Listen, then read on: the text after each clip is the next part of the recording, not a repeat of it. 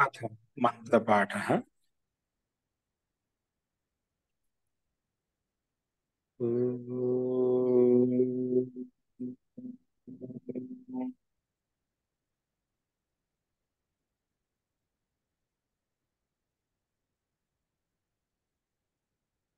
सहनाववतु सहनौ भुनक्तु सह वीर्यं करवावहै तेजस्विनावधीतमस्तु मा विद्विषावहै।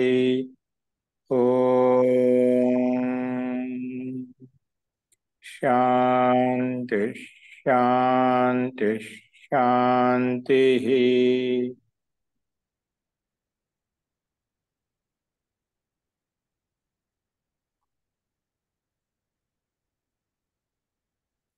सर्वेभ्यो नमः।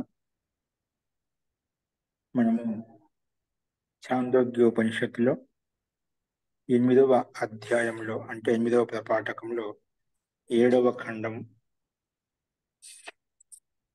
8వ ఖండం చెప్పుకున్నాము. ఈరోజు 9వ ఖండం మనం ప్రారంభించుకోవాలి. 8వ ఖండంలో ప్రజాపతి ముందు కళ్ళల్లో ఉండేటువంటి ప్రతిబింబం ఏదైతే ఉందో ఆత్మ అని చెప్పి బోధించాడు. తర్వాత అందులో మళ్ళీ ఏం చెప్పా అంటే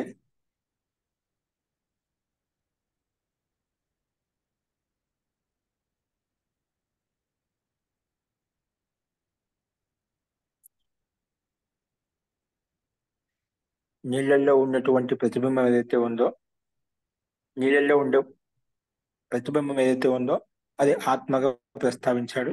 నీళ్ళలో ఉండే ప్రతిబింబాన్ని చూడమని చెప్పి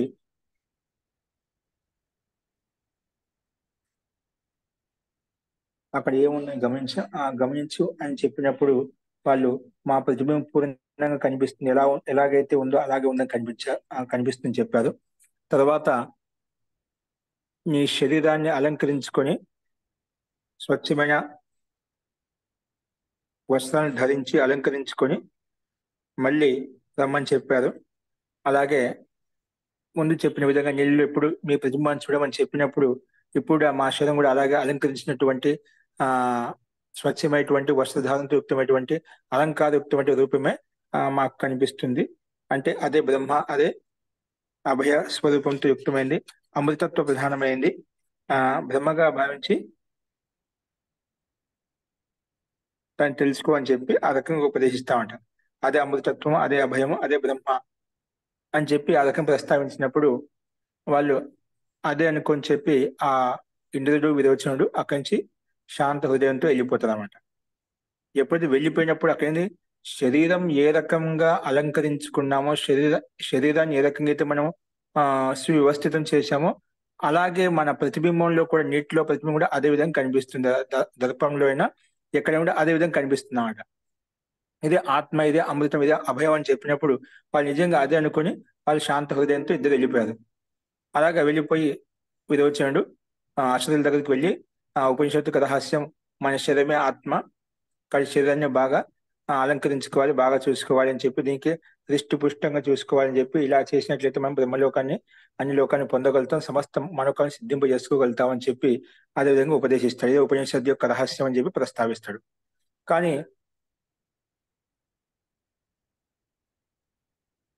అంతకంటే ముందు ప్రజాపతి ఏమనుకుంటున్నా అంటే వీళ్ళు ఇద్దరు చెప్పిన తర్వాత ఆయన దేహాన్ని ఆత్మరూపంగా భావించి దాన్ని ఆత్మగా అనుకుని వెళ్ళిపోతున్నారు. ఆత్మస్వరూపం తెలుసుకోలేదు ఇద్దరు కూడా. అటు తెలుసుకోకుండా ఎవరైతే ఇలా ఉంటుందో వాళ్ళ జీవితంలో పరాజయాన్ని పొందుతారు. అంటే ఆత్మస్వరూపం తెలుసుకోలేదు అని చెప్పి మనసులో అనుకుంటాడు అనమాట. కానీ విదేశుడి కదా ముందు అతని బుద్ధి ప్రకారంగా దాన్ని ఆత్మగా భావించి శరీరాన్ని అలంకరించుకోవడంలో సమయాన్ని అక్కడ ఉపయోగిస్తాడనమాట. అలాగే ఉపదేశిస్తాడు కూడా. కానీ ఇప్పుడు ఏదో చెప్పుకోే ప్రసంగంలో అది విరోచనుడి యొక్క సిద్ధాంతం అని చెప్పుకున్నాం. ఆ ఉపదేశం ఇచ్చిన తర్వాత నీళ్ళలో ఉండే ప్రతిబింబమే ఎలాగైతే ఉందో అది ఆత్మస్వరూపం అని చెప్పి అలాగే అర్థం చేసుకుని అలాగే వాళ్ళ అసలులకు కూడా అందరికీ ఉపదేశించాడట. ఇది ఉపనిషత్తు రహస్యం, దీనివల్ల మనకు సమస్త లోకాలు ప్రాప్తమవుతాయని చెప్పి అదేవిధంగా ఉపదేశించాడు. కానీ దీంతో సంతుష్టంగా లేడనమాట. సంతుష్టంగా లేకుండా ఇంద్రుడు మధ్యలో తిరిగి వచ్చేస్తాడు. అది విదేశం యొక్క ఆ మానసిక స్థితి ఏంటో మనం చూసాము. ఇప్పుడు ఇంద్రుడు ఏం చేశాడు అంటే, ఇంద్రుడు ఇంకా ఆ దేవతలు ఉండేటువంటి స్థానానికి వెళ్లకుండానే మధ్య మార్గంలోనే ఆలోచిస్తూ ఆలోచిస్తూ పోతున్నామట. ఇది ఆత్మస్వరూపం లాగా అనిపించడం లేదు. నిజంగా ఆత్మస్వరూపం అయితేనా నీళ్ళ ప్రతిబింబం చూపిస్తున్నారు. నీళ్ళ ప్రతిబింబం అంటే మనం ఎలాగ ఉన్నామో అదేగా చూపిస్తుంది. అలంకరించుకున్నట్టుగా మామూలుగా ఉంటే మామూలుగా అనిపిస్తుంది. అలాగే మన ఏదో అంగంతో అంగరహితంతో యుక్తమైనప్పుడు అంగరహితంగా అనిపిస్తుంది. అంటే ఎలా మనం చూస్తున్నామో ఏ రూపంలో అయితే ప్రత్యక్షమో అదే రూపంలో ప్రత్యక్షం అవుతుంది. ఒక జీర్ణశరీరం అయిపోయింది అనుకో, శరీరం జీర్ణశరీరం అయిపోతుంది. నష్టం అయిపోయింది అది ప్రతిబింబం నష్టం అయిపోతుంది. అంటే ఆత్మ అమరత్వమైనది, నిత్యమైనది, శాశ్వతమైనది, అమరత్వంతో యుక్తమైనది. ఆత్మకి చావు పుట్టుకలు లేవని చెప్పుకున్నాం కదా. ఇప్పుడు అటువంటిప్పుడు ఆత్మకు చావు లేదు, ఆ ఆ జర మరణావస్థ లేదు. అటువంటిప్పుడు ఇక్కడ ప్రతిబింబం నష్టం అయిపోతుంది. శరీరం ఎంతవరకు ఉంటుందో అంతవరకు మన ప్రతిబింబం కనిపిస్తుంది. కానీ ఆ ప్రతిబింబం నష్టం అయిపోతుందంటే ఇది వాస్తవంగా ఆ ప్రతిబింబంలో కనిపించేటువంటి ఆత్మస్వరూపంతో ఆత్మస్వరూపం కాదు, అది యథార్థం కాదు, ఇది యుక్తి సంగతంగా లేదు అని చెప్పి మళ్ళీ ఇలా ఆలోచిస్తూ దేవేంద్రుడు ఎన్నిక వచ్చేస్తున్నమాట. ఆ స్థితి ఈ నవమ ఖండంలో చెప్పబడింది. అదంటే చూడండి క్రమంగా. అథ హ ఇంద్రో అప్రాప్య ఏవ దేవాన్ ఏతద్భ్యః దదర్శ ఏతద్ భయం దదర్శ. అతః ఇంద్రః అప్రాప్య ఏవ దేవాన్ ఏతద్ భయం దదర్శ. యథైవ ఖలు అయం అస్మిన్ శరీరే సాధ్వలం కృతో భవతి సువస్నః పరిష్కృతః ఏవమేవ అయం అస్మిన్ అంధే అనంధో భవతి శ్రామే శ్రామః పరివృక్నో అస్యైవ శరీరస్య నాశం అన్వేష నశ్యతి నా అహం అత్ర భోగ్యం పశ్యామితి. ఇక్కడ వాస్తవం యథార్థమైన స్వరూపం కాదు అని చెప్పి మనసులో విచారిస్తున్నామట. సో అక్కడ ఇదే ఏం చెప్పారు ఇక్కడ. అతః ఇంద్రుడు అప్రాప్య, ఇంద్రుడు విరోచన ముందు వెళ్ళిపోయి అసలుకి అంతా బోధించేసాడమాట. కానీ ఇంద్రుడు ఇంకా మార్గంలోనే ఉంటూ ఆలోచిస్తూ వెళ్తున్నాడు. అప్రాప్య ఏవా, ఎవరిని? దేవాన్ అంటే ఆ దేవతల యొక్క సమూహం అయితే ఉందో ఆ దేవతల యొక్క సమూహాన్ని పొందకుండానే నా ఏతద్ భయం దదర్శ, అతనిలో ఒక భయం ఉత్పన్నమైంది. వాటిలో అతనిలో ఒక భయం ఉత్పన్న. ఏంటిది? ఆత్మ అని ఎలా చెప్పారు ప్రజాపతి? ఇది ఆత్మస్వరూపం యొక్క లక్షణాలు పూర్తిగా అనిపించలేదు, ఇది నష్టం అవుతుంది, నష్టం అయిపోతుంది అని చెప్పి మనసులో విచారిస్తూ ఒక భయం అట్లా ఒక విచారణ ఉత్పన్నమైందన్నమాట. అందుకే యథా ఏవ ఖలు అయం అస్మిన్ శరీరే, ఎందుకు అట్లా భయం ఉత్పన్నమైంది? యథైవ, ఎందుకంటే యథైవ ఖలు అయం అస్మిన్ శరీరే, ఈ శరీరంలో సాధ్వలంకృతో భవతి, ఏ విధంగా అలంకరించుకున్నామో అది కూడా అలంకరించుకునే కనిపిస్తుంది ప్రతిబింబం. సువస్న, మంచి వస్త్రాలు ధరించినప్పుడు ఆ ప్రతిబింబం కూడా మంచి వస్త్రం ధరిస్తూ కనిపిస్తున్నాం. పరిష్కృత, బాగా పరిష్కరించుకున్నప్పుడు మన శరీరం కూడా అదేవిధంగా పరిష్కరించబడినట్టుగా కనిపిస్తున్నామట. అంటే ఎన్ని రకాల మార్పులు చేసినా అదే విధంగా మార్పు కనిపిస్తున్నామట. ఏవమేవ అయం అస్మిన్, అదే ఈ శరీరంలోనే అంధే అంధో భవతి. ఒకవేళ మన శరీరంలో ఏదైనా అంధ అంటే నేత్ర లోపం కలిగిందనుకోండి, అక్కడ నేత్ర లోపం చూపిస్తుందన్నమాట. అస్మిన్ ఏవమేవ అయం అస్మిన్ అంధే, ఈ శరీరంలో అంధ అనే అంగవైకల్యం ఉన్నట్లయితే అక్కడ అంగవైకల్యం కనిపిస్తుంది. శ్రామః అంటే చెవిడితనం ఉందనుకోండి, మనకి వినిపించినప్పుడు కూడా గట్టిగా నీళ్ళు శబ్దం ఉంటుందా, ఆ శబ్దం కూడా మనకి వినిపించడం లేదు అన్నమాట. శ్రామః. అలాగే పరివృక్నే, మనం ఏమైనా అంగవైకల్యం అంటే చెప్తా, ఇప్పుడు లంగడా లూలా అంటామంట, అంటే కాలు ఎదగడం, చేయి ఎదగడం అలాంటి ఏదైనా అంగంలో ఇంకా లోపాలు కలిగినప్పుడు దాన్ని పరివృక్న అంటామంట. అలా మనం ఏదైనా అంగభంగం అయినప్పుడు కాళ్ళతో చేతులతో అది కూడా అదే విధంగా ప్రతిబింబం కనిపిస్తుంది. పరివృక్న అస్యైవ శరీరసి, ఈ శరీరానికి లాగా ఎలా అయితే మనం కనిపిస్తుందో అలాగే కనిపిస్తుంది. అలాగే నాశమను ఏష నశ్యతి, ఈ శరీరం నష్టం అయిపోయింది అనుకోండి, అలాగే అది కూడా నష్టం అయిపోతుంది. అంటే ప్రతిబింబం ఉండదంట, ప్రతిబింబం అక్కడ ఉండదు. కాబట్టి దీన్ని బట్టి ఏమవుతుంది? ఆత్మ అయితే యథార్థం కాదు, ఇది కూడా మనకు స్పష్టంగా అర్థమవుతుంది. ఆత్మ అనేది అజరంతో అభయంతో నిత్యముక్తమైంది, నిత్య శుద్ధ ముక్త స్వభావంతో యుక్తమైంది చెప్పుకున్నాం. దానికి చావు పుట్టుకలంటూ ఏం లేవని చెప్పుకున్నాం. జరావస్థ అంటూ ఉండేది చెప్పుకున్నాం. ఇక్కడ చూస్తే ఆ ప్రజాపతి ఏమో ఆ నీళ్ళల్లో కనిపించే ప్రతిబింబం ఇక్కడ ఆత్మ అంటున్నాడు. ఆత్మ ఎంతవరకు ఉంటుంది? మన శరీరం ఉన్నంత వరకు ఉంటుంది. కానీ శరీరం నష్టమైందనుకోండి, ఆత్మ నష్టం అయిపోతుంది. కానీ ఆత్మ ఎప్పుడు నష్టం కాదు.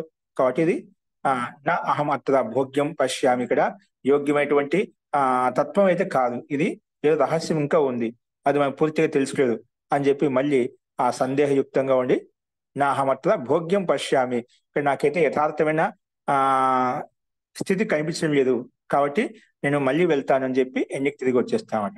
నా అహం అత్ర భోగ్యం పశ్యామి, ఇక్కడ నాకు యుక్తిపూర్వకం కనిపించడం లేదు, ఇక్కడ ఔచిత్యం కనిపించడం లేదు అని విచారించి ఎన్నికొచ్చేస్తామట.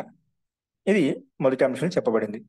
తర్వాత అందుకే మళ్ళీ ఎన్ని తిరిగి వస్తున్నదా, వస్తే మళ్ళీ శిష్యదిక్కని తీసుకోవాలి. మళ్ళీ సమిత్ పాని పునః ఏయాయ సమిత్ పాని పునరేయాయ తం ప్రజాపతి ఉవాచ భగవన్ యత్ శాంత హృదయ ప్రావ్రాజీః సార్ధం విరోచనేన కిం ఇచ్చన్ పునరాగమః ఇతి స ఉవాచ యథైవ ఖలు అయం భగవో అస్మిన్ శరీరే సాధ్వలంకృతో భవతి సువస్నే సువస్నః పరిష్కృతే పరిష్కృతః ఏవమేవ అయం అస్మిన్ అంధే అంధో భవతి శ్రామే శ్రామః పరివృక్నో అస్యైవ శరీరస్య నాశం అను ఏష నశ్యతి నా అహం అత్ర భోగ్యం పశ్యామి ఇది. కాబట్టి ముందు అదే విధంగా ఇక్కడ మొత్తం ప్రస్తావించారు. ఆయన సమిత్ పాని చేతిలో మళ్ళీ సమిధ తీసుకొని గురు ఆశ్రమం దగ్గరికి వచ్చేప్పుడు మళ్ళీ తిరిగి వచ్చామట. అప్పుడు వచ్చినటువంటి ఇంద్రుడిని ప్రజాపతి ఉవాచ, ప్రజాపతి అడుగుతున్నాడు. ప్రజాపతి ఉవాచ చెప్పాడు, భగవన్ యత్ శాంత హృదయ ప్రావ్రాజీ సార్థం విరోచనేన, నువ్వు విరోచనతో కలిసి హే ఇంద్ర, భగవన్ ఇక్కడ ఇంద్ర, హే భగవన్ యత్ శాంత హృదయంతో సంతుష్టి జనకంగా నువ్వు వెళ్ళిపోయావు కదా విరోచనతో, సార్థం విరోచనతో వెళ్ళిపోయావు కదా, కిం ఇచ్చని పునరాగమ, మళ్ళీ ఏమి ఇష్టపడుతూ మళ్ళీ తిరిగి వచ్చావు, ఏ సందేహం వచ్చింది నీకు అని చెప్పి మళ్ళీ ఈ రకంగా ప్రశ్నించాడు ప్రజాపతి. కిం ఇచ్చన్ పునరాగమ ఇది, ఏమి ఇష్టపడుతూ మళ్ళీ తిరిగి వచ్చావు, ఏం సందేహం కలిగింది నీకు? ఉవాచ, అప్పుడు ఇతను చెప్పాడు, ఎవరు? ఇంద్రుడు అంటున్నాడు. ఎందుకంటే ఏం చెప్పాడంటే యథైవ ఖలు, హే భగవాన్ సంబోధిస్తూ ప్రజాపతిని, యథా ఏవ ఖలు అయం భగవో అస్మిన్ శరీరే, నువ్వేం చెప్పావు, శరీరాన్ని అలంకరించుకుంటే, ఇక్కడ మీరు చెప్పేసి ఆత్మ అయితే ఉందో శరీరాన్ని అలంకరించుకుంటే అది అలంకరించబడుతుంది. సో మంచి వస్త్రాలు వేసుకుంటే అది కూడా వస్త్రయుక్తంగా కనిపిస్తుంది, పరిష్కృతమైనప్పుడు పరిష్కృతంగా కనిపిస్తుంది. అలాగే ఈ శరీరంలో ఏదైనా నేత్ర లోపం కలిగినప్పుడు అక్కడ నేత్ర లోపం కనిపిస్తుంది. చెవిటితనం వచ్చినప్పుడు అది కూడా శబ్దం, వాటి యొక్క ధ్వని మనకు వినిపించడం లేదు. శ్రామే శ్రామ, అలాగే ఏదైనా కాళ్ళతో చేతులతో ఏదైనా అంగవంగం కలిగినప్పుడు అక్కడ అదే విధంగా ఆ ప్రతిబింబం కనిపిస్తుంది. అంతేకాకుండా అస్యైవ శరీరం, ఈ శరీరానికే నాశం అను ఏష నశ్యతి, శరీరం నష్టమైనప్పుడు వెంటనే అది నష్టమైపోతుంది. శరీరం అను శరీరస్య నాశం, శరీరం నాశనం అయిపోయిన వెంటనే, అంటే దాని వెనుకనే ఏష నశ్యతి, ఇది కూడా ప్రతిబింబం నశిస్తుంది. అందుకే నా అహమత్ర భోగ్యం పశ్యామితి, అందుకే ఇక్కడ యుక్తియుక్తమైనటువంటి స్థితి అయితే నాకు కనిపించలేదు, ఆత్మతత్వం అయితే కాదు అని చెప్పి ఈ రకంగా ఉండేదినట్టుగా మళ్ళీ అదే విధంగా ఇంద్రుడు ప్రస్తావించారన్నమాట. అప్పుడు దానికి సమాధానంగా ఏవమేవ ఏష మఘవన్ ఇది, నువ్వు చెప్పింది కరెక్టే, ఇక్కడ ఆత్మస్వరూపం ఇది ఉచితమైంది కాదు, ఔచిత్యమైంది కాదు. ఏవం ఏష మఘవన్ అంటే హేంద్ర, నువ్వు చెప్పింది కరెక్టే. ఉవాచ ఏతం తు ఏవ తే భూయో అనువ్యాఖ్యాస్యామి. అయితే ఇప్పుడు ముందు ఆయన అడిగాడు, ఏవమేవ ఏష మఘవన్ ఇది ఉవాచ, అది నువ్వు చెప్పింది కరెక్టే, అది వాస్తవిక ఆత్మ యొక్క స్వరూపం కాదు. కాబట్టి ఏతం తు ఏవ తే భూయో అనువ్యాఖ్యాస్యామి, ఈ విషయంలో, ఈ ఆత్మ విషయంలో నీకు మళ్ళీ నేను ప్రస్తావిస్తే మళ్ళీ ఉపదేశిస్తాను. నీకు భూయో ఇంకా ఎక్కువ తర్వాత వేద విషయాన్ని అనువ్యాఖ్యాస్యామి మళ్ళీ ప్రస్తావిస్తాను. వస అపరాని ద్వాత్రింశతం వర్షాని ఇది మళ్ళీ 32 సంవత్సరములు. ఇక్కడ వస అపరాని ముందు 31 సంవత్సరాలు ఉండి వెళ్ళిపోయారన్నమాట ఇద్దరు కలిసి. ముందు ఎవరు వచ్చారు? విరోచనుడు ఇంద్రుడు వచ్చేసి ముందు 31 సంవత్సరాలు ఇక్కడ ఆశ్రమంలో నియమాలను పాటిస్తూ బ్రహ్మచర్యపూర్వకంగా ఉంటూ అన్ని తెలుసుకొని వెళ్ళిపోయారన్నమాట. కానీ అతను విరోచనుడు వెళ్ళిపోయాడు, కానీ ఇతను మళ్ళీ వచ్చాడు. మళ్ళీ వచ్చిన వెంటనే ఆయనకి వెంటనే ఉపదేశించలేదు అన్నమాట. ఏం చెప్పాడు? మళ్ళీ ఒక 32 సంవత్సరాలు ఇక్కడ శ్రద్ధ భక్తిపూర్వకంగా ఆశ్రమ నియమాల్లో ఉంటూ బ్రహ్మచర్యపూర్వకంగా ఉంటూ ఇక్కడ నువ్వు గురుకులంలో వాసం చెయ్యి అని చెప్పి ప్రస్తావిస్తూ ఆ రకం ప్రస్తావిస్తాను. అందుకే వస అపరాని ఇంకా 32 వర్షాని ఇది సహ అపరాని 32 వర్షాని ఉవాస అతను కూడా ఎవరు ఇంద్రుడు కూడా 32 వర్షములు మళ్ళీ ఆ గురుకులంలో యమ నియమాలతో ఉంటూ అక్కడ నివసించాడు, గురుకుల ఆశ్రమంలో నివసించాడు.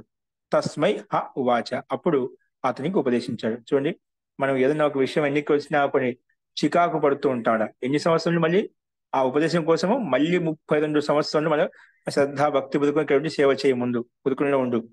ఎంత ధైర్యంగా ఉండేవాళ్ళు చూడండి, ఎంత ధైర్యం ఓపికతో చేసేవాళ్ళు.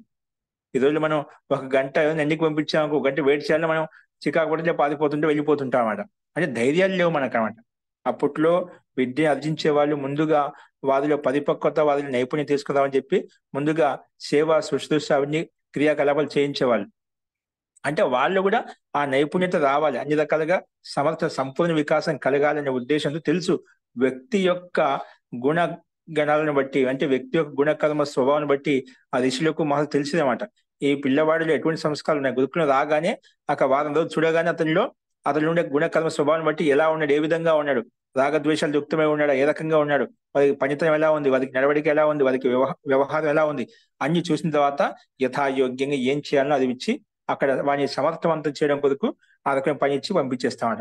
అప్పుడు గోశాలలో ఎక్కువగా గోసేవ చేయించేవాళ్ళు అనమాట. శ్రద్ధ భక్తి పూర్వకంగా ఆ అడవులకు పంపించేవాళ్ళు, అన్ని రకాల సేవా శుశ్రూష చేయించేవాళ్ళు. అక్కడ మొత్తం పనులన్నీ వాళ్ళే చేసుకునేవాళ్ళు అనమాట. బయట నుంచి ఎవరు అలా ఇప్పుడుగా ఉండేట్టుగా సేవకులు అలా ఉండేవాళ్ళు కదా. అన్నిటికీ వాళ్ళు ఉదయం లేచినప్పటి నుంచి పడుకునే వరకు ఆహార పదార్థాలను కూడా తీసుకుని మొత్తం అన్ని కూడా ఏం కావాలన్నా అన్ని స్వయంగా చేసుకునేవాళ్ళు. స్వయంగా అక్కడ సేవా శుశ్రూష చేసేవాళ్ళు. అన్ని ప్రతిదీ వాళ్ళే చేసుకునేవాళ్ళు. ఆ రకంగా శిక్షణ ఇచ్చేవాళ్ళు అంట. అన్ని రకాలుగా ఎవరికి వారిలో ఉండేటువంటి బ్రాహ్మణత్వాన్ని బట్టి, క్షత్రియత్వాన్ని బట్టి, వైశ్యత్వాన్ని బట్టి ఎవరిలో ఏ సంస్కారాలు అయితే ఉన్నా ఆ సంస్కారాలు బయటకు వచ్చేస్తాయి వ్యక్తులు కూడా.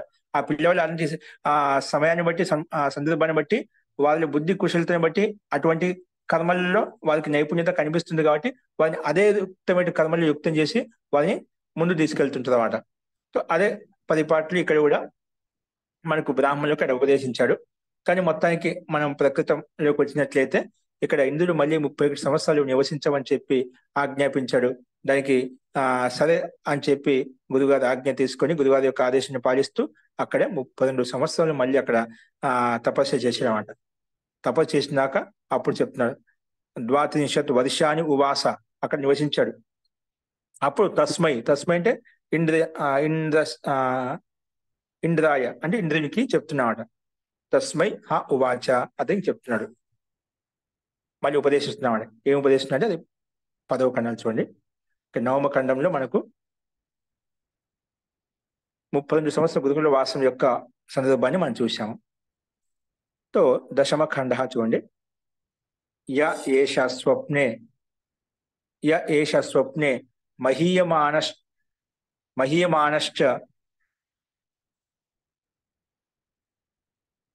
మహీమానశ్చ ఇత్యేష ఆత్మ ఇతి హ ఉవాచ ఏతద్ అమృతం అభయం ఏతద్ బ్రహ్మ ఇతి సహ శాంత హృదయ ప్రవ్రాజ స హ అప్రాప్య ఏవ దేవాన్ ఏతద్ భయం దదర్శ తద్ యద్యపి ఇదం శరీరం అందం భవతి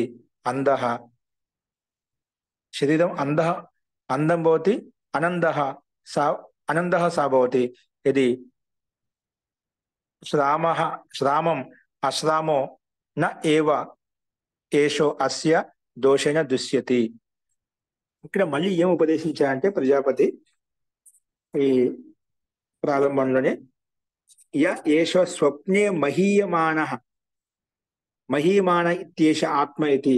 అంటే శరీరంలో ఏదైతే మహిమాశాలితో యుక్తమైనటువంటిది, మహిమాశాలి అంటే స్వప్నావస్థలు. ఇక్కడ య ఏష స్వప్ య ఏష స్వప్నే అంటే స్వప్నావస్థలో, నిద్రావస్థలో, మహీయమాన ఏంటి, మహీయమాన చరతి, మహీయమాన చరత్యేష ఆత్మ ఇది. ఇక్కడ మహీయమాన చరతి శబ్దం ఇక్కడ మధ్యలో ఉంది.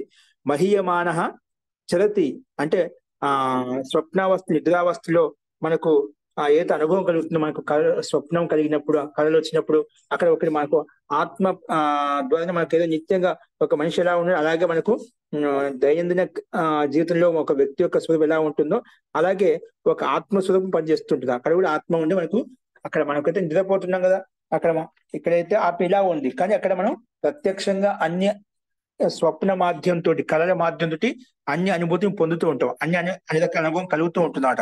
ఈ రకంగా అనుభవం కలుగుతుంది కదా, ఆ అనుభవమే ఇక్కడ ఆత్మ. స్వప్నావస్థలో నీకు ఏదో స్వప్నం ద్వారా ఏదో అనుభూతి కలుగుతుందో అదే ఆత్మ, అదే ఇక్కడ ఆత్మ. కాబట్టి ఆ నీకు ఏ మహిమ యొక్క అనుభవం కలుగుతుందో, నీకు అన్ని రకాలుగా విచరిస్తుందో, ఎందుకంటే స్వప్నం అన్ని రకాలుగా విచరిస్తుంటా కదా, కళల్లో మనం అంతటా తిరుగుతూ ఉంటాం, అంతటా విచరిస్తూ ఉంటాం, అంతటా వ్యాపిస్తూ ఉంటాం, అన్ని రకాలుగా కళలు మనలో వ్యాపిస్తూ ఉంటాం, అన్ని రకాలుగా తిరుగుతూ ఉంటాం అక్కడ మనకు. కాబట్టి ఎక్కడైతే మహీయమాన చరతి, ఏషో స్వప్నే మహీయమాన చరతి ఏష ఆత్మ అయితే. నీ స్వప్నావస్థ అయితే అత్యంత స్వచ్ఛందంగా విచరిస్తూ ఉంటుందో ఇదే ఆత్మ. ఉవాచ, కాబట్టి అదే ఆత్మ. అందుకే దాన్ని నువ్వు ఈ రకంగా ప్రస్తావించి ఇదే ఆత్మ అని చెప్పి. ఏతద్ అమృతం, ఇదే అమరత్వంతో యుక్తమైంది, అభయంతో యుక్తమైంది, భయరహితమైంది. ఏతద్ బ్రహ్మ, ఇదే బ్రహ్మ అని చెప్పి ఈ రకంగా ప్రజాపతి ఉపదేశించాడనమాట. సహ ఆ ఇంద్రుడు శాంత హృదయ ప్రవ్రాజ, ఆ శాంత హృదయంతో ఏమనకుండా ప్రజాపతి చెప్పారో మనం తిరిగి ప్రశ్న వేయడానికి ఏం లేదన్నమాట. అంటే నీ ప్రశ్న ఒకటి నీకు ఆ రకం ప్రశ్న ఉత్పన్నం కాదు. ఇప్పుడు మనకి ఏది పడితే అడగనికి అనమాట.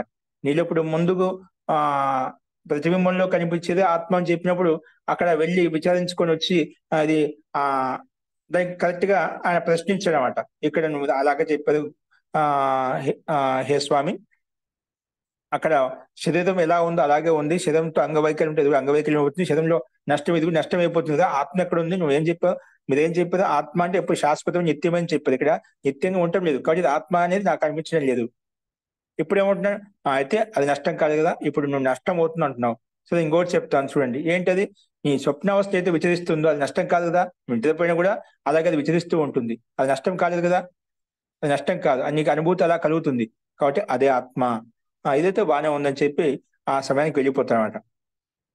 సహ శాంత హృదయ ప్రవ్రాజ అని వెళ్ళిపోయాడు. సహ అప్రాప్య, మళ్ళీ విచారిస్తూ వెళ్తున్నామట మార్గంలోనే. అప్రాప్య ఏవ దేవాన్ ఏతద్ అభయం దదర్శ, మళ్ళీ మొదలు విచరిస్తూ ఉండే ఇదేంటి ఈ రకంగా ప్రజాపతి మనకు ఉపదేశించారు, ఇది కూడా నాకైతే యుక్తి సంగతంగా లేదు. నేను మా స్వప్నావస్థలో కనిపించే అనుభూతి అయితే స్వప్నావస్థకు విచరించినప్పుడు ఆత్మ ఏదైనా అనుభూతిని పొందుతుందో అవన్నీ ఏదైతే ఉందో ఇక్కడ అదే ఆత్మ అంటున్నారు. కాబట్టి ఇది కూడా ఈ రకంగా ఆలోచిస్తూ ఏతద్ భయం దదర్శ, ఇది కూడా ఒక భయాన్ని ఉత్పన్నం చేస్తున్నాను, అంటే ఒక రకమైన విచారం, భయం అంటే తాత్వం విచారం ఉత్పన్నమైంది అన్నమాట. యద్యపి ఇదం శరీరం అందం భవతి అనంద, సరే ఈ శరీరంలో మనకు అంగవైకల్యంతో కళ్ళు లేవు, నేత్రహీనుడు, కానీ మనకు స్వప్నం వచ్చినప్పుడు అక్కడ నేత్రహీనంగా వస్తుందా, అలా రాదు కదా. మనకు స్వప్నావస్థలో మనం అంటే నేత్రహీనం కూడా వస్తుంది, యుక్తం కూడా వస్తుంది అన్నమాట. అలా కూడా వస్తుంటాయి, మనకు ఒకసారి కళ్ళు లేవని వస్తుంటాయి, కాళ్ళు లేవని చెప్పి వస్తుంటాయి, రకరకాలుగా వస్తుంటాయి అన్నమాట. కానీ స్వప్నావస్థలో అలా రావడం లేదు కదా, అలాంటి అనుభూతి కలగడం లేదా. నేను పైన చూడటానికి శరీరంతో ఆ నేత్ర లోపంతో యుక్తమైనప్పటికీ కూడా స్వప్నావస్థలో అలా నేత్ర లోపంతో మనకు కనిపించలేదు. అందుకే అక్కడ మనం ఆత్మగా భావించచ్చు, అక్కడ అంతవరకు ఓకే. ఏంటి, ఇదం శరీరం అందం ఇదం శరీరం అందం భవతి, ఇదం శరీరం, ఏక నిమిషం, తద్ యద్యపి ఇదం శరీరం అందం భవతి అనంద సా భవతి. అందం అంటే ఎప్పుడైతే అంద అంటే నేత్రహీనంగా ఉంటుందో అప్పుడు కానీ స్వప్నావస్థలో ఏదైతే అనుభూతి కలుగుతుందో అని చెప్తుందో అది అనంద భవతి. అయితే ఆ స్వప్నావస్థ ఏదైతే విచరిస్తుందో ఆత్మ అది అందరహితంగా ఉంటుంది. అంతవరకు బాగానే ఉంది. అలాగే ఇంకేమంటాడు, సహా స్వప్నావస్థలో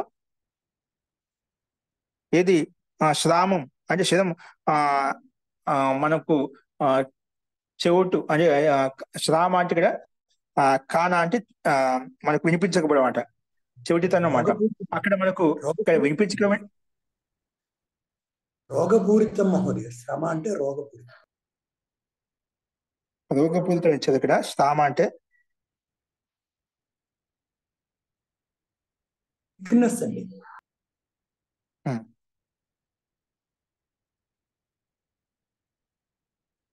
ఇక్కడ కాన అంటే మనకు సామాన్యంగా రోగపూరితమైన అని తీసుకోండి. ఓకే.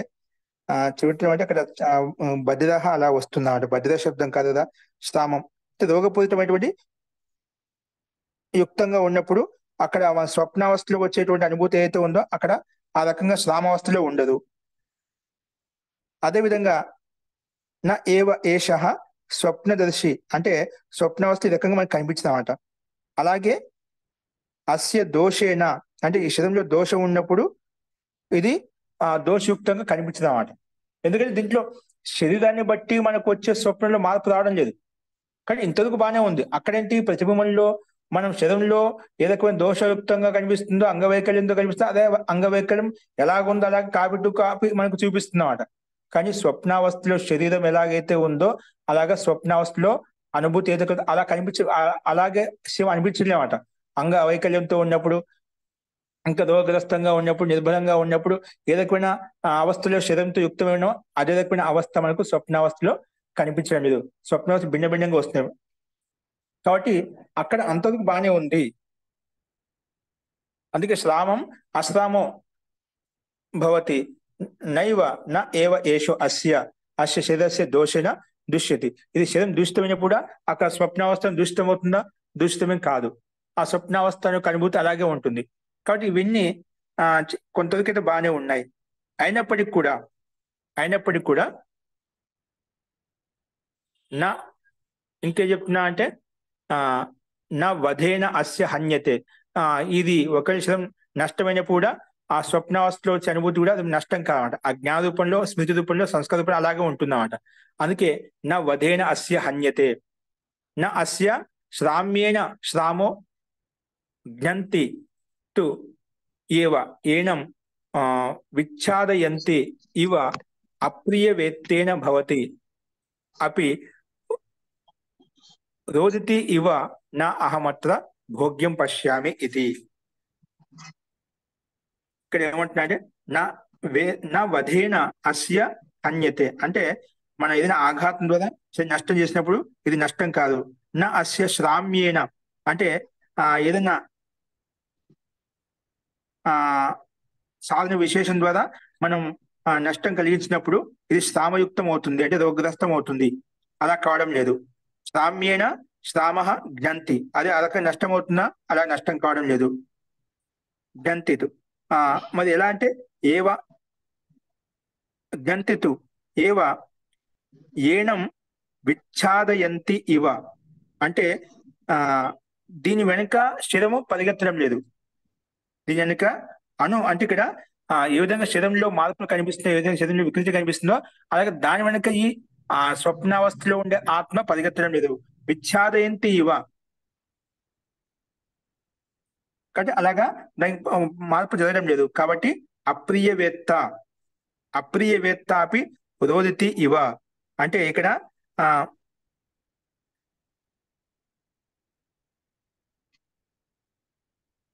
అంటే అనిష్టమైనప్పుడు ఏదైనా భిన్నమైన స్థితిలో ఉన్నప్పుడు కూడా అక్కడ దాంట్లో ఆత్మ యొక్క స్వరూపంలో ఉన్నప్పుడు, స్వప్నావస్థలో అక్కడ ఎటువంటి మార్పు రావడం లేదు. అంటే ఒకసారి ఏడుస్తుంటాం, ఒకసారి రకరకాల క్రియాకలాపాలు చేస్తూ ఉంటాం. ఆ ఇష్టం లేకపోయినా మనం కొని వెళ్తుంటే, ఇష్టం ఉన్నా కూడా మనకు చేయకుండా ఉంటాం, లేక ఇష్టం లేకపోయినా ఒకటి చేస్తూ ఉంటాం. అలాగే అన్ని క్రియాకలాపాల్లో అక్కడ స్వప్నావస్థ భిన్నంగా ఉంటుంది. కాబట్టి ఇక్కడ అప్రియ వేత్త ఇవ భవతి అపి రోదితి ఇవ, ఒకసారి ఏడుస్తుంటాం, ఒకసారి భిన్న నవ్వుతూ ఉంటాం, ఒకసారి భిన్న భిన్న క్రియాకలాపాలు చేస్తున్నాం. ఇవన్నీ మనకు కనిపిస్తున్నాయి. అయినప్పుడు నా అహమత్ర భోగ్యం పశ్యామి ఇది, ఇందులో నాకు యుక్తియుక్తమైనటువంటి స్థితి అయితే కనిపించడం లేదు అని చెప్పి ఇక్కడ మళ్ళీ ఈ రకం ప్రస్తావన. ఎందుకంటే శరీరం నష్టమైనప్పుడు ఇది నష్టం కావడం లేదు, శరీరంలో ఏదైనా రోగంతో యుక్తమైన ఇది రోగయుక్తం కావడం లేదు స్వప్నావస్థలో. అది స్వప్నంలో అలా ప్రతీతి అనేది కలగడం లేదన్నమాట. అంటే అలాంటి అనుభూతి కలగడం లేదన్నమాట. దీన్ని ఎవరైనా చంపుతున్నారు, దీన్ని ఎవరైనా వెంటబడుతున్నారు, ఇలాగా స్వప్నావస్థలో అప్రియమైనటువంటి అనుభూతి కలగడం లేదన్నమాట. అంటే అన్ని రకాల స్థితి ఒకసారి ఏడవడం అనేది, భిన్న భిన్న క్రియాకలాపాలు చేయడం అనేది జరుగుతూ ఉంది. కాబట్టి ఇక్కడ మార్పులు కనిపిస్తున్నాయి. కాబట్టి దీంట్లో కూడా స్వప్నావస్థలో ఉండే ద్రష్ట ఏదైతే ఆత్మ అంటున్నావో ఇది ఆత్మ రూపంలో యుక్తి సంగతంగా అనిపించడం లేదు అని చెప్పి ఈ రకంగా మనసులో సందేహం ఉత్పన్నం అవుతుంది. అందుకే తిరిగి వచ్చేస్తాడు మళ్ళీ. అప్పుడు ఏంటో చూడండి.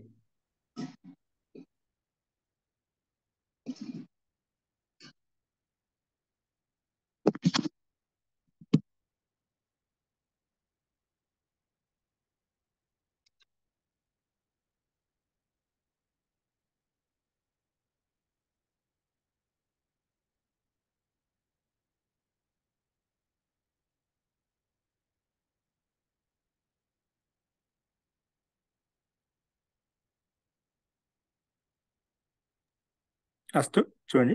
కాబట్టి ఈ రకంగా మనకు రెండవ మంత్రంలో కాబట్టి శరం యొక్క వధింపచేయడం చేత దీంట్లో ఎటువంటి మార్పు జరగలేదు. కానీ అప్రియమైనటువంటి స్థితి మనం అనుభూతిని పొందుతూ ఉంటాము. అంటే మనకు శరీరాన్ని చంపినట్టుగా, శరీరం నష్టమైనట్టుగా అలాంటి స్వప్నాలు కూడా మన కళ్ళలో వస్తుంటాయి. స్వప్నం కూడా వస్తుంటుంది కాబట్టి అలాంటి స్థితి మనకు కనిపిస్తుంది. ఒకసారి ఆ స్వప్నావస్థ దగ్గర ఏడవటము, బిడిమిడి క్రియాకలాపం చేయటము, అలాగే ఈ చనిపోవడం, చంపడం, ఇలాంటి స్థితి మనకు శరీరంతో మనకు నష్టం కావడం లేదు.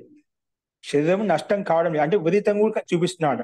ఇప్పుడు శరీరం నష్టమైనప్పుడు స్వప్నావస్థ నష్టంగా జరిగినట్టు అనిపించడం లేదు.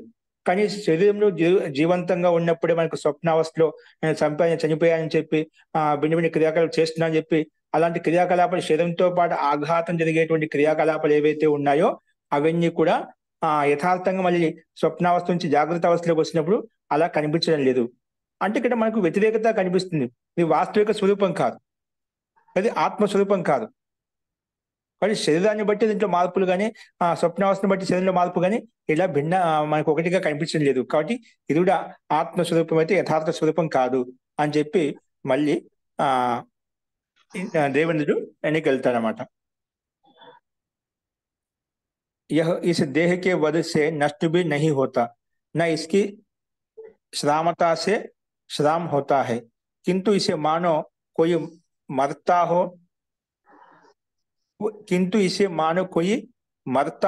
कोई ताड़ित करता हो, यह मानो अप्रियवेत्ता हो, रुदन करता हो, ऐसा हो जाता है. अतः इसमें कोई फल नहीं दिखता.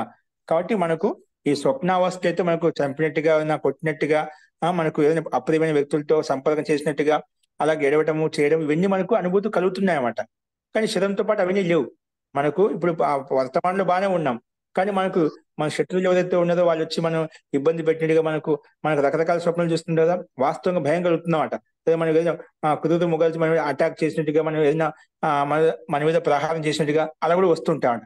కానీ వాస్తవంగా అలా ఉండదు కదా. అలా భిన్న భిన్న స్థితి మనకు కనిపిస్తుంది. కాబట్టి ఇది ఏదో ఆత్మస్వరూపం అయితే కాదు అని చెప్పి అతనికి సందేహం ఉత్పన్నమైంది. కాబట్టి స్వప్నావస్థలో ఏది విచరిస్తున్నటువంటి ఆత్మ ఏదైతే ఉందో అది కూడా ఆత్మ కాదు, ఆత్మ యొక్క స్వరూపం కాదు అని చెప్పి భావించి ఎన్నికి తిరిగి వచ్చాడు. వచ్చి మళ్ళీ సందేహం ఉత్పన్నమైంది కదా, అందుకే దేవతల దగ్గరికి వెళ్ళలేదు, వెళ్ళకుండా మధ్యలో తిరిగి వచ్చేసి మళ్ళీ వస్తున్నాడు కదా. స సమిత్ పాణి పునః ఇయాయ తం ఆహ తం హ ప్రజాపతి ఉవాచ. అప్పుడు మళ్ళీ ప్రజాపతి సమిత లేక మళ్ళీ ఆశ్రమం దగ్గరికి వచ్చాడనమాట. సమిత తీసుకుని మళ్ళీ ఆశ్రమం దగ్గరికి వచ్చాడనమాట. వచ్చి రాగనెత్తం హ ప్రజాపతి ఉవాచ. ప్రజాపతి అడిగాడు, భగవన్, హే భగవన్ అంటే భగవన్ అంటే ఇక్కడ హే ఇంద్ర, యత్ శాంత హృదయ ప్రావ్రాజీహి, శాంత హృదయంతో వెళ్ళిపోయావు కదా, కిం ఇచ్చను పునరాగమ ఇది, మళ్ళీ ఏమి ఇష్టపడుతూ ఏం సందేహం ఉత్పన్నమైంది నీకు మళ్ళీ వచ్చావు అని అడిగాడు. స హ ఉవాచ. అప్పుడు ఇంద్రుడు ఇంద్రుడు చెప్తున్నారు. ఇంద్రుడు ఈ రకంగా ప్రస్తావించడు.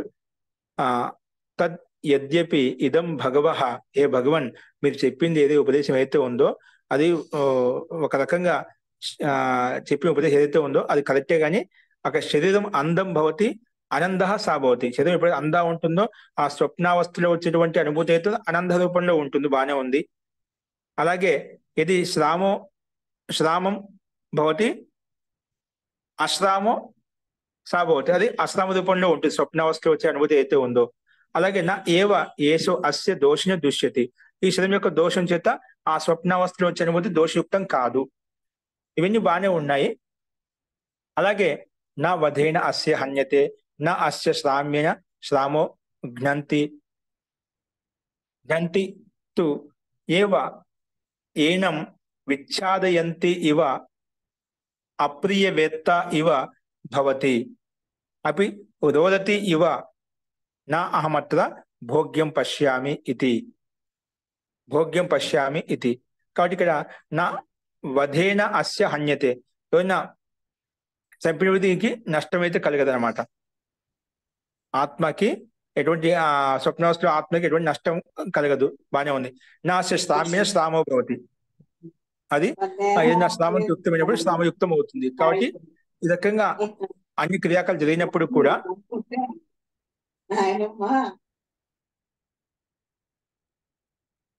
ఏనం విచ్ఛాదయంతి ఇవ అప్రియవేత, కానీ మనకి ఇష్టం లేనప్పుడు కూడా కొన్ని రకరకాల స్వప్నావస్థల అనుభూతిని పొందుతూ ఉంటాము, ఏడుస్తూ ఉంటాం, రకరకాల క్రియాకలాపాలు చేస్తుంటాం.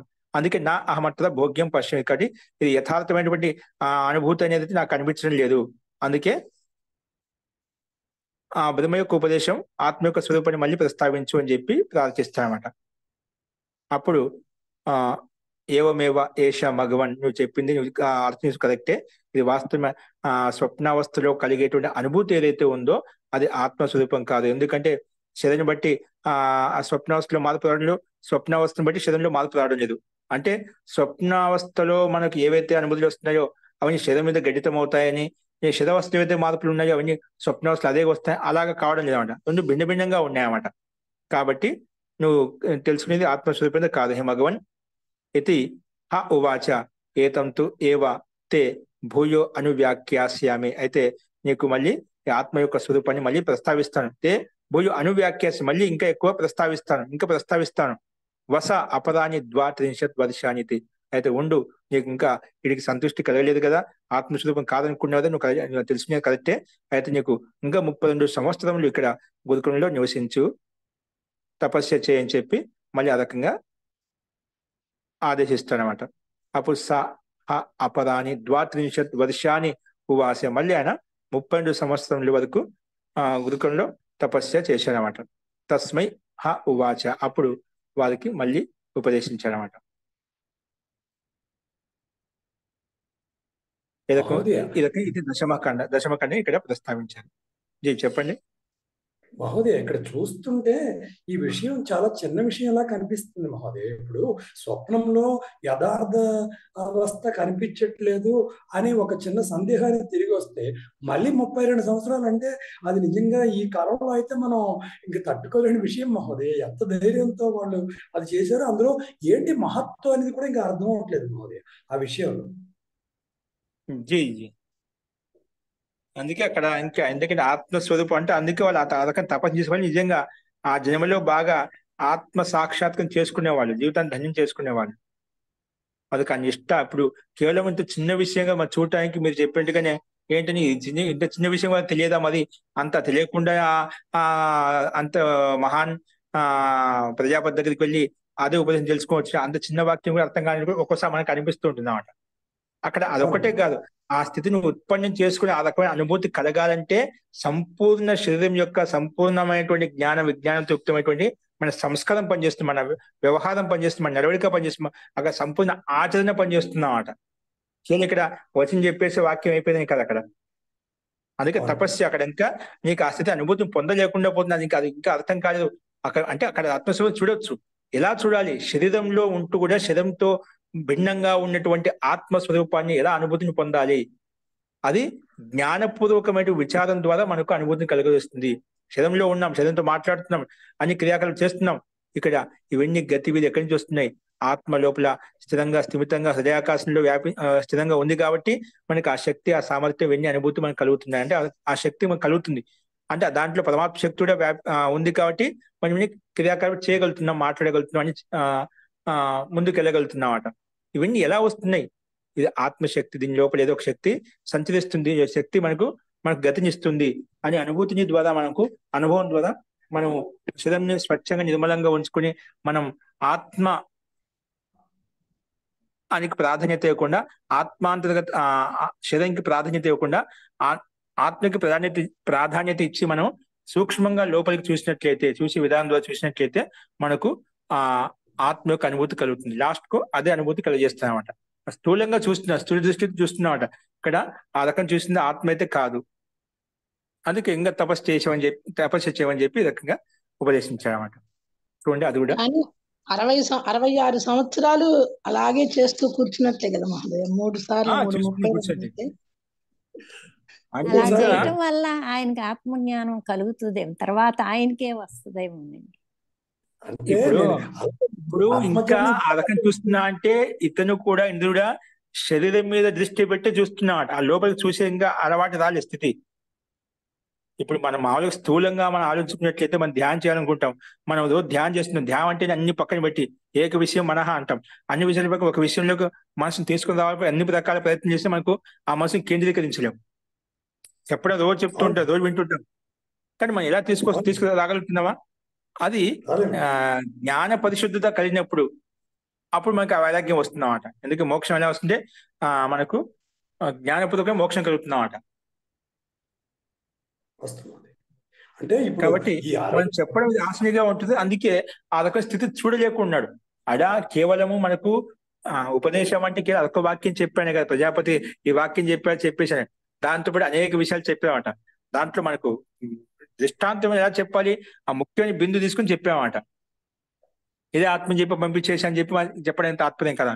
దాని చుట్టూ అనేక విషయాలు చెప్పినా కూడా అక్కడ మనకు కొంతవరకు మాత్రం తెలుసుకోగలిగారు. స్థూలంగానే మా స్థూల దృష్టికోణంతో, స్థూల బుద్ధితో ఆలోచిస్తున్నామట. అందుకే అంత ఇంకా అనుభూతి కలగలేదన్నమాట. అంటే ఆయన తప్పు చెప్పి పంపించాడు, ఆయన చూద్దాం ఇలా ఉంటుంది చెప్పి అన్ని రకాల ఉపదేశం చేసిన తర్వాత కూడా ఇంకా దాన్ని గ్రహించలేకపోతున్నాడు అన్నమాట.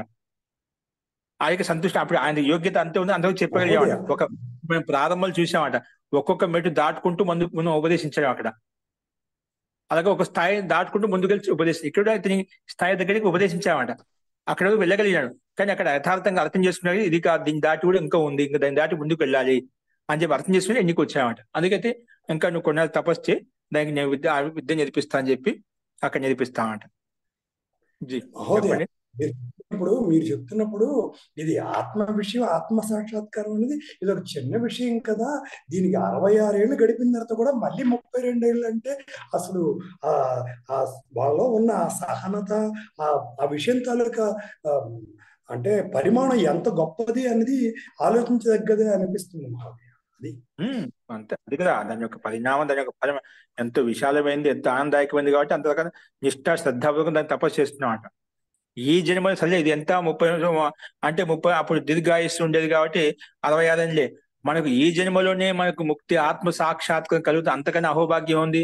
కొన్ని జన్మలు పట్టిన కొన్ని వేల సంవత్సరాలు పడుతుంది, కోట్ల సంవత్సరాలు పడుతుంది. మళ్ళీ ఈ జన్మలో కనుక అనేక జన్మల్లో కూడా మనం పొందుతామనేది మనకు సందిగ్ధత ఉంటుంది.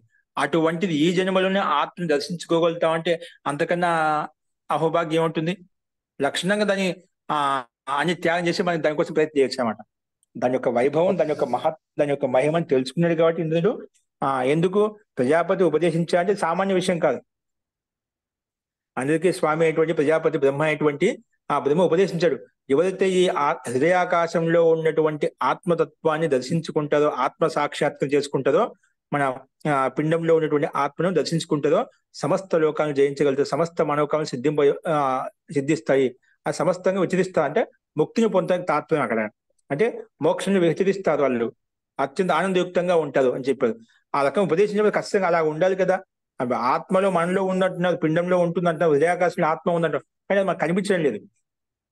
ఆ రకం చెప్పాడు, ఖచ్చితంగా చూడాలి. అని పూర్తిగా సంకల్పబద్ధమై అందుకే చూడటానికి ప్రయత్నం చేసినా కానీ చూడలేకపోతున్నాను అనమాట. ఉపదేశించినప్పుడు కూడా అది కొంతవరకు వెళ్ళగలిగాడు కానీ అందుకే సంతృష్టి కలగలేదు. అందుకే మళ్ళీ 32 సంవత్సరంలో మళ్ళీ బ్రహ్మచర్య పూర్వకంగా వస ఇక్కడ నివసించు అని చెప్పి మనకు ఇక్కడ అతని యొక్క ఉపదేశం కనిపిస్తుంది అన్నమాట. అంటే మహోదయ మీరు చెప్పినప్పుడు మేము ఏంటంటే మనోదృష్టితో ఆత్మను చూసేద్దామని ప్రయత్నం చేస్తున్నాం మహోదయ. అందువల్ల ఇదేంటి ఎంత పెద్ద విషయమా అనిపిస్తుంది. ఎందుకంటే మాకేదో కొద్ది రోజుల్లో కనబడిపోతుంది ఆత్మ అని మీరు చెప్పినప్పుడు మిగతా విషయాలు వదిలేసి మనోదృష్టితో లోపల ఆత్మను చూడడానికి ప్రయత్నిస్తున్నాం. అలా చేసినప్పుడు అది ఈ జన్మకి సరిపోదేమో మహోదయ మీరు చెప్పింది చూస్తుంటే. జీ కాబట్టి అత్యంత సూక్ష్మ విషయం. మనకు అతనికి కనీసం అంటే అతను పట్టుదల రావాలని కూడా మనకు తెలుసుకొని జిజ్ఞాస రావాలన్నా అది ఎంతో ఆత్మ నిష్ఠగా శ్రద్ధగా సంకల్పబద్ధంగా ఉన్నప్పుడు మనకు ఆలోచన వస్తుంది. మనకు ఆలోచనలే రావు. అతనికి ఆ నిష్ఠ ఎప్పుడు వస్తుంది? సమర్పణ భావన అయింది కాబట్టి ఆత్మతత్వం తెలుసుకోవాలి. రెండో వికల్పం లేదు. అది తెలుసుకుని నాకు ఆత్మ సంతృష్టి కలుగుతుంది, అత్యంత ఆనందాన్ని పొందుతాని ఆ పూర్తిగా సంకల్పబద్ధ అయ్యాడు కాబట్టి దానికోసం ప్రయత్నం చేస్తున్నామాట. కాబట్టి దానికి ఆత్మతత్వం దర్శించుకోవడానికి అది మూల్యం చాలా తక్కువ. 32 సంవత్సరాలు అంటే అది విలువే కాదు. మనం చెప్పే కోట్ల జన్మలు తీసుకోవాల్సి వస్తుంది, అనేక జన్మలు పడుతుంది, అనేక జన్మలు కానీ ముక్తి కలుగుతుందో తెలియదు. అటువంటిది మనకు అంత త్వరగా నీకు కలుగుతుందని 32 సంవత్సరాలు ఇచ్చా అంటే ప్రజాపతి ఉండమని చెప్పండి. ఆయన ఒట్టి చదివితే పంపించే ఖాళీగా పంపించాడు కదా, ఇన్ని రోజులు తపస్సు చేయించేసి ఖచ్చితంగా ఏదో ఉపదేశిస్తాడు అనమాట. అది ఉపదేశించే కాబట్టి అక్కడ మనకు అంతిమంతో గత్వ ఆత్మతత్వం దర్శించుకుంటున్నామాట. అందుకే ఇంద్రుడే అయిపోయాడు అనమాట, దేవతలకు అధిపతి అయిపోయాడు అనమాట. కాబట్టి మనం కూడా వాస్తవం చెప్పడానికి ఇది ఎలా ఉంటుంది కానీ అలా ప్రతి నిత్యం మనం ఆత్మతత్వాన్ని ఇప్పుడు ఎందుకంటే సూర్యుడి మీద మన ప్రకృతిలో ఉండే మన చుట్టూ ఉండే పదార్థ ప్రతిదీ కూడా ఇప్పుడు మనం ఏదైనా ఒక వ్యవస్థ చేస్తాం. ఇంట్లో అయినా ఒక చిన్న కుటుంబం చూసినా ఆ తండ్రి యొక్క తల్లి యొక్క ప్రాముఖ్యత అత్యధికంగా ఉంటుంది. అంటే ఇంట్లో ప్రతి వస్తువు ప్రతి పదార్థం ఉందంటే అక్కడ వ్యవస్థితంగా ఉందంటే అది నీ గతిపూర్వకంగా ఉంది. అంటే నీ యొక్క దిశానిర్దేశంలో నీ దిశానిర్దేశంలో పనిచేస్తున్నాయి. అంటే వస్తువే కదని చెప్పి ఎక్కడ పెడితే అక్కడ పెడుతున్నామా, పదార్థాలే కదని చెప్పి ఎక్కడ పెట్టేస్తున్నామా, ఏది ఎక్కడ ఉండాలో అక్కడ పెడుతున్నాం. అదంతా వ్యవస్థ చూస్తున్నారు. అక్కడ ఉండే తల్లిదండ్రులు చూస్తున్నాం. అక్కడ చిన్నపిల్లలు ఆ వస్తువు అక్కడ పడేస్తున్నారు. ఇప్పుడు మన చిన్న పిల్లలు ఆ తల్లిదండ్రులు చూస్తే చిన్నపిల్లలు ఎలా ఉంటారు, ఏ వస్తువు ఎక్కడ ఉండాలో అక్కడ ఉంటుంది, ఏది ఎక్కడ వాళ్ళకి కావాల్సినప్పుడు ఆకలిసినప్పుడు అమ్మ అంటారు తప్పితే మిగతా దానిలో అమ్మని ఆలోచించారు. ఎక్కడ పడితే అక్కడ స్వచ్ఛంగా విచరిస్తూ ఉంటుంది అన్నమాట. అలాగా ఇప్పుడు ఆత్మ పరిప్రేక్షణలో చూసినట్లయితే మనతో పిల్లలు అన్నమాట. అంటే మనము చుట్టుపక్కల ఉండేటువంటి సంసారంలో ఉండేటువంటి భోగభాగ్యాల పట్ల, కామక్రోధ లోభ మద మాత్సర్యాల పట్ల, ఆకర్షణ సంసారంలో ఉండే ఆకర్షణీయ వస్తువుల పట్ల, మనం వ్యక్తుల పట్ల మనం దాంట్లో రమిస్తూ ఉన్నాం, లీనమైపోతున్నాం, మనం చూడలేకుండా పోతున్నాం అన్నమాట. మనకి అలాంటి ఆకలి వేయలేదనమాట.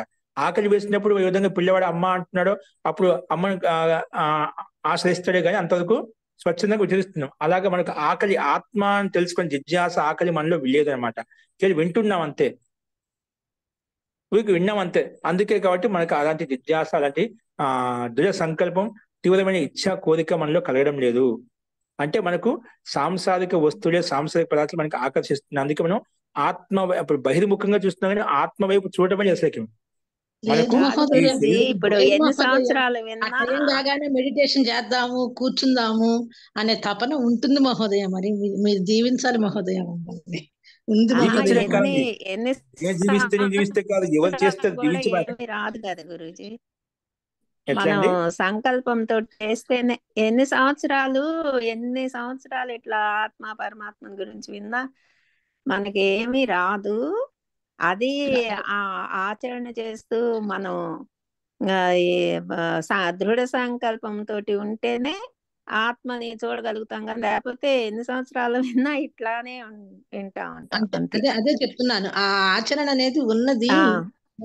9:30 నుంచి 11 వరకు కూర్చోవాలి అంటే అలా కూర్చుంటున్నాం మెడిటేషన్ చేయకపోతేనే అలా ఆ గదిలోకి అలా వెళ్ళిపోతున్నాయి కాళ్ళు. 9:30 అయింది, గురూజీ క్లాస్ అయిపోయింది, మెడిటేషన్ లో కూర్చోవాలి. కరెక్ట్ గా 30 గంట సేపు, 30 గంటని 50 నిమిషాలు అలా పెంచుకోవటానికే సాధన ఖచ్చితంగా చేస్తున్నాము అని చెప్తున్నాను మహోదయ్. అంటే పరిపక్వం చెందినప్పుడు మనకు నిజంగా మన సాధన కరెక్ట్ గా తెలుసుకోవడానికి ఉత్తరంగా దాని పట్ల ప్రవృత్తి సహజం కలగాలన్నమాట. అలాగే మానసిక శాంతి కలగాలి, మనలో ఉండే దోషాలు మనకు కనిపించాలి. నిజంగా వాస్తవంగా మనం అలా ప్రగతి పొందుతున్నట్లయితేనా ముందుగా మన లోపల ఉండేటువంటి చిన్న చిన్న సూక్ష్మటువంటి కనిపించమాట. స్థూలమైన కనిపిస్తాయి కానీ ఆ వ్యవహారంలో కనిపిస్తాయి. కొన్ని బయటికి మాట్లాడినంత వరకు లోపల ఏ దోషాలు మనకు కనిపించామండి. వ్యక్తి యొక్క గుణగణాలు మాట్లాడినప్పుడు కనిపిస్తామట, ఎన్నో ఉంటాయన్నమాట. అలాంటి దోషాలన్నీ కూడా మనకు సాధకుడికి ఆ ధ్యానంలో కూర్చుని ప్రగతి పొందుకు నిజంగా వాస్తవంగా ఆ రకంగా మనం లీనమైనట్లయితే వ్యక్తి తనలో ఉన్న దోషాలు తనకు కనిపిస్తాయన్నమాట. అలాగే వాటిని తెలుసుకొని వాటిని నియంత్రించుకోవడానికి వాటిని తొలగించుకునే ప్రయత్నం చేసినట్లయితే అట్లా ఉత్తరోత్తరంగా గతి మనకు పెరుగుతూ ఉంటుంది.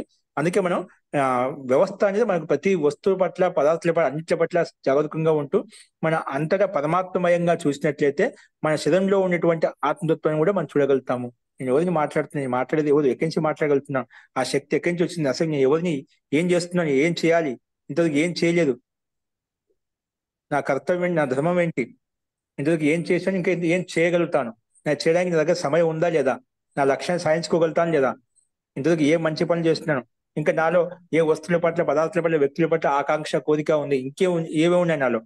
అలాగే నీకే నువ్వు పరీక్షించుకున్నట్లయితే నేను ఎవరిని, నేను ఎందుకు వచ్చాను, ఏం చేస్తున్నాను, ఏం చేయాలి, ఇంతవరకు ఏం చేశాను అని ఇలాగా నువ్వు మనసులో ఆత్మ నిరీక్షణ చేసుకున్నట్లయితే ఇంతకు నేను చేయడానికి నా దగ్గర సమయం ఎంత ఉంది, ఆ సమయాన్ని కూడా నా లక్ష్యం సాధించుకోగలుగుతాను లేదా, ఇలాగా వర్తమాన జీవితాన్ని, వర్తమాన మిగిలిన శేష జీవితాన్ని మనము ఇలాగ విచారిస్తూ ఈ సమయాన్ని పూర్తయిన పరమాత్మకు సమర్పణ చేసి అంకిత భావంతో నేను పూర్తిగా ఆత్మతత్వం తెలుసుకోవడానికి చూస్తాను అని చెప్పి ఆత్మతత్వానికి సంబంధించిన గ్రంథాలు ఏవైతే ఉన్నాయో, మోక్షానికి వైపు తీసుకెళ్లే గ్రంథాలు ఏవైతే వాటిని స్వాధ్యాయం చేస్తూ అధ్యయనం చేస్తూ గురువుల యొక్క సత్సంగ మాధ్యమంతో మనం అలా నిరంతరంగా ప్రయత్నం చేసినట్లయితే మనలో అంతర్ముఖంగా చూసేటువంటి దృష్టికోణం ఉత్పన్నమవుతుంది, విచార దృష్టికోణం ఉత్పన్నమవుతుంది. అప్పుడు నిజంగానే మనం కొంతవరకు మనం 2-3 మెట్లైనా కనీసం ఈ జన్మలో మనం ముందుకు వెళ్ళిపోతామని. అంటే ఆ దృష్టి ఉత్పన్నం కావాలి మనకు. ఒక్కసారి మనం చెప్తూ ఉంటాం దాదాపుగా అది మనకు అనుభవజ్ఞటువంటి సాధకులు చెప్తూ ఉంటుందన్న, ఈ జన్మలో మనం పూర్తిగా మనం దృఢబద్ధంగా మనసు నిలబెట్టుకోగలుగుతాం కానీ ఒక సెకండ్ కాలం మటుకు అనుభూతిని పొందవచ్చు. ఒక్కసారి అనుభూతి కలిగిందంటేనా మనం తిరిగి ఎన్నిక చూడమాట, అలాగే ప్రగతి ముందుకు వెళ్ళిపోతూ ఉంటున్నమాట. ఆ అనుభూతిని మనం పొందడానికి ప్రయత్నం చేయాలి. కాబట్టి ఆ రకంగా మన చర్య అనేది ప్రతి నిమిషం, ప్రతి సెకండ్ కూడా వ్యవస్థితంగా ఉన్నట్లయితే మనం అంతర్ముఖంగా చూడగలుగుతాం. మనలో ఉండే ప్రతి నాడి కూడా మనకు తెలియకుండా ఏ పంచ అంత సూక్ష్మంగా, అంత సక్రియంగా ఇక్కడే పడేసి ధ్యానం ద్వారా సిద్ధిస్తుంది. ఆ మెడిటేషన్ ద్వారా మనం వాటిని ఆ స్థితిని పొందవచ్చు. ఆ రకమైన ప్రయత్నం ద్వారా మనం తెలుసుకోవాలి. అస్తు. ఓకే, నెక్స్ట్ దాంట్లో తర్వాత ఉపదేశిస్తాడు అక్కడే 11వ ఖండంలో. అయితే అదేంటో మనం రేపు చూద్దాము. అక్కడ మొత్తం కూడా ఇంకా స్వప్నావస్థ, సుషుప్తి అవస్థలో నీకు ఏదైతే అనుభూతి కలుగుతుందో అయితే అదే ఆత్మ. ఇది ఆత్మ కాదంటున్నావు కదా, శరీరానికి ఆత్మకి స్వప్నావస్థ అనుభూతికి భిన్న వ్యత్యాసం కనిపిస్తుంది. కాబట్టి ఎక్కడే స్వప్నావస్థలో స్థితి శరీరంలో లేదు, శరీరంలో ఉండే స్థితి స్వప్నావస్థలు లేదు, రెండు భిన్న భిన్నంగా ఉన్నాయి. కాబట్టి స్వప్నావస్థలో ఉండే తత్వం అయితే ఆత్మతత్వం కాదు. అయితే ఇంకా ఏ తత్వం ఆత్మతత్వం అంటే సుషుప్తి అవస్థ ఉంది కదా, నీకు గాఢ నిద్రపోతుంది, అదే ఆత్మస్వరూపము. అందుకని సుషుప్తి మన ఏదో మంత్రి సూత్రం చెప్తారు కదా, సుషుప్తి మోక్ష బ్రహ్మరూపత, అక్కడ బ్రహ్మరూపంతో యుక్తమై ఉంటావు. కానీ సుషుప్తి అవస్థ యొక్క అనుభూతి ఏదైతే ఉందో అదే ఆత్మస్వరూపము అని చెప్పి ఆ రకం ఉపదేశిస్తాడు. అది కూడా ఆత్మస్వరూపం కాదు అని చెప్పి దానికి మళ్ళీ ఎన్నిక తిరిగి వస్తాడు. అదేంటో కథ రేపు చూద్దాం. అస్తు. రేపు మర్చిపోయిన, రేపు అనుకూలంగా ఉంటే నేను ప్రయత్నం చేస్తాను, లేకపోతే రేపు క్లాసు ఉండదండి. ఓకేనా, కొంచెం దూరంగా ఉంటాను, సాధ్యమైనంత ఉండదు. ఒకటి మీరంతా వచ్చి దీన్ని స్వాధ్యాయం చేయండి మళ్ళీ ఒకసారి. అలాగా వెనక వైపు ఏదో ప్రకాశ్ వచ్చినారా, ప్రకాశ్ మగధ కానీ సామరజ్యం గారు కానీ ఇంకా హిందీ వచ్చిన వాళ్ళు మీరు చాలా ఉన్నారు. అలాగా దాన్ని రివిజన్ చేసుకోండి. అస్తు. నేను ప్రయత్నం చేస్తాను, కానీ తక్కువ అవకాశాలు ఉన్నాయి. అస్తు. లేదంటే మనం తర్వాత చూద్దామండి. అస్తు. శాంతి పాఠ.